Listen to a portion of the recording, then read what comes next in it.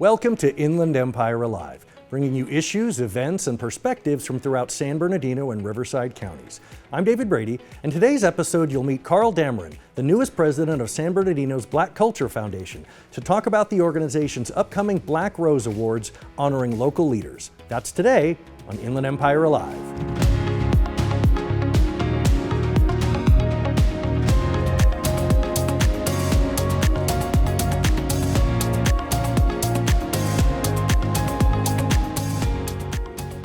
San Bernardino's Black Culture Foundation has been dedicated to the history of Black culture in this region for 55 years.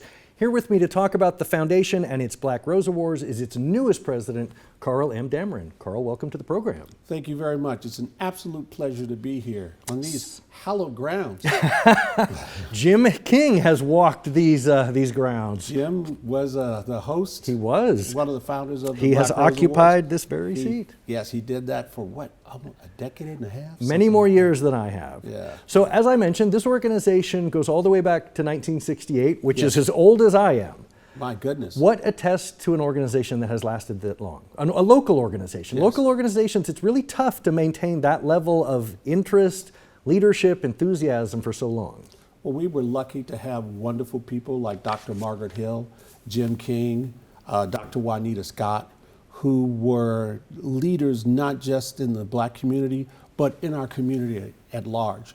And they were able to bring in other wonderful, like-minded people to be able to work on the program and to dedicate to our history. You know, the Black Culture Foundation's purpose is to foster an interest and a greater understanding of Black culture to heighten community awareness of the accomplishments of Black people, past and present, and to plan, coordinate, and direct annual Black History Month activities. Also, we want to bridge the gap across cultural lines to bring the local community together to celebrate in the spirit of unity and brotherhood. And we've been working on that since 1968. And I can imagine what that felt like in 1968. What does it feel like now, 55 years later, with all that history behind you? It's not just that small group of leaders anymore. It has grown. Correct. I'm happy to say that I was 8 in 1968, and I know what it felt like to be Black and a citizen. Because, you know, the Civil Rights Bill only passed in 64 and 65. Right. And before that, Black people were not full-fledged members of society in America. We were second and third class citizens. Well, talk about 1968 in particular. That was a very turbulent year specifically. It was a violent and hostile year. Dr. Martin Luther King Jr. was assassinated. Bobby Kennedy was assassinated. Nixon and the whole silent majority and the backlash to civil rights and the backlash to the Vietnam War. Our country was in turmoil. And after Dr. King's death, we had riots that broke out across this country because it was, we felt like they said, no, you are not a man, you are not real people, and you will never be. And know your place. And know your place, because that's the way it is. And we just rejected that. And the leaders started saying, no, we're going to talk about who we are, where we came from. You know, our Black history was stolen and purposely denied us for hundreds of years. And so we wanted to reconnect with who we are. And it's not just looking towards the past, it's the present. It's that we all count as citizens. We all owe, as Kennedy said, ask not what your country can do for you, but ask what you can do for your country. This is the spirit that we move forward in, that we work together with all people of all ethnicities to make our city, our inland empire, a better place to live for all of us.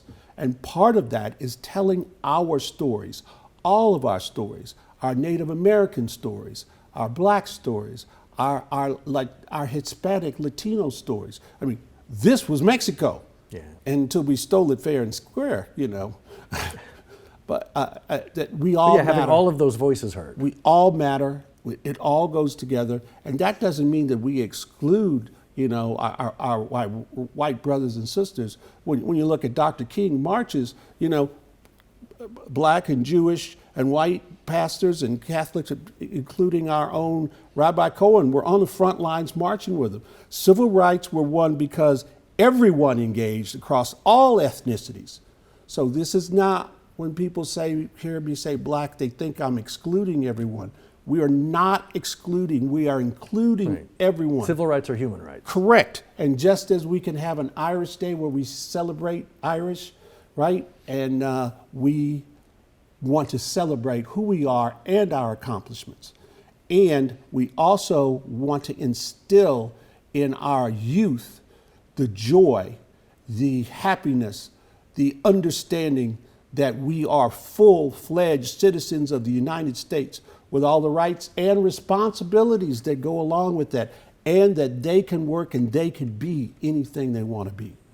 They just have to work hard, and we as elders, as much as I loathe to say it, now I'm an elder, 64, we're here to help them with anything and everything they need to move forward. That's what Dr. Margaret Hill was big on, is that education. That building block of the future is education, and part of that is to know your history. Now with the Black Rose Awards, we take these people who are today out there doing fabulous and wonderful things in their community to make it better for us today. Who do you look for when you put out the call for nominees? This is a program that's your 31 iterations of this. It's the 31st annual Black Rose Awards. So who are you looking for? This is a large pool of people after you've done this 31 times. We're looking for people who have made a difference out in the community. One of our recipients this year is Mayor Aquanetta Warren of Fontana. She is not only the first black mayor of Fontana, she was the first black city council member of Fontana. And in the 70s, the KKK walked down the center streets in Sierra. And Fontana was one of the homes of the KKK. And Aquanetta Warren is a Republican black female who was the #2 black co-chairman for the state. But she has worked with Fontana to help that city grow and expand. And she's done that through all the adversities. She is someone who has worked hard to make the Inland Empire better and Fontana better, and she works with everyone to do so. She goes to, when blacks run for office, she shows up at their fundraisers, black Democratic fundraisers, independent, and she comes and she donates money. This is not what I know. This is not what I think, this is what I know, because I'm there and I see her there. So she is one of our heroes. She started her political career working with the first black mayor of Los Angeles. Tom Bradley? With Tom Bradley. Oh, yeah. She was on Bradley's team and she worked with him. And, she was worked with the city of Upland. So people say she's a Republican and she doesn't understand. She started her career as a Democrat. She understands. Well, when you're at that level in a community, do those party affiliations have as much impact when you're not at the national level? I mean, when you're just getting things done, when you're getting potholes filled, For some people it does. For other people it doesn't. And I find, for the most part, our elected officials throughout the Inland Empire want to work together for the benefit of all of our residents. Because it's us. And, we stand in the shadow of the #2 market in the country, and we're number 17. So we're podunk, excuse me, yeah. But we are exposed to all of the messages and everything that comes from being outside of Hollywood. So another wonderful black person that we're honoring this year is Jack Clark Jr., Jack B. Clark Jr. His father received a Black Rose Awards as one of the first black city council members in the city of Riverside. Jack is an attorney, and I have to look, he used to work for Best and Krieger, and now he is a partner with Atkinson, Andelson, Loyal, Rudd, and Romano. Well, Jack has worked not only through the chamber, but has been active in the advancement of black people throughout Riverside and the community for decades. You know, he served on the Riverside Commission when they investigated shooting deaths. He has worked diligently behind the scenes as an attorney, and when he speaks, people listen.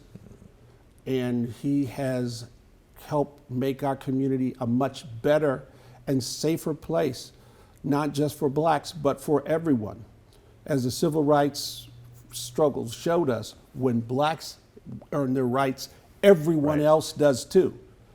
The best, the people who benefited most from the civil rights struggle were white women, because they now had equal rights to get a job and a fair job. And I don't say that with malice. I think that's wonderful. What's the expression? A rising tide lifts all boats? A rising tide lifts all boats, and our goal is to work together for all of us to do better, for all of us to be better, for all of us to have everything we need.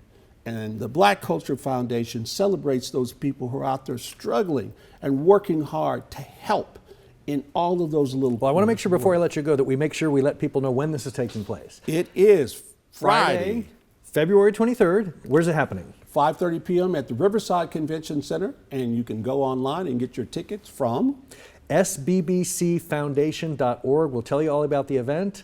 What do you hope people take away from this event each year?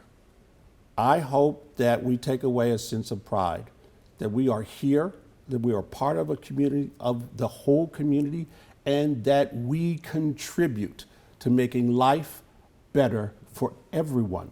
And if I could quickly just name the award winners. Also, Dr. Marcus Fuchs, Assistant Superintendent of Human Resources at the San Bernardino City Unified School District. Him and Jack Clark got the Dr. Juanita Scott Humanitarian of the Year Award. Other Black Rose winners are Cal State San Bernardino, winner of the Jim King Founders Black Rose Award, Aquanetta Warren, Mayor of Fontana, James C. Baker, longtime park commissioner for the city of Moreno Valley, Aristotle McDonald, co-founder of GPL Grandparents Love, Tina Darling, Director of Education at American Career College, and Michael Beauregard, grandson of San Bernardino Council Member Valerie Pote Ludlam.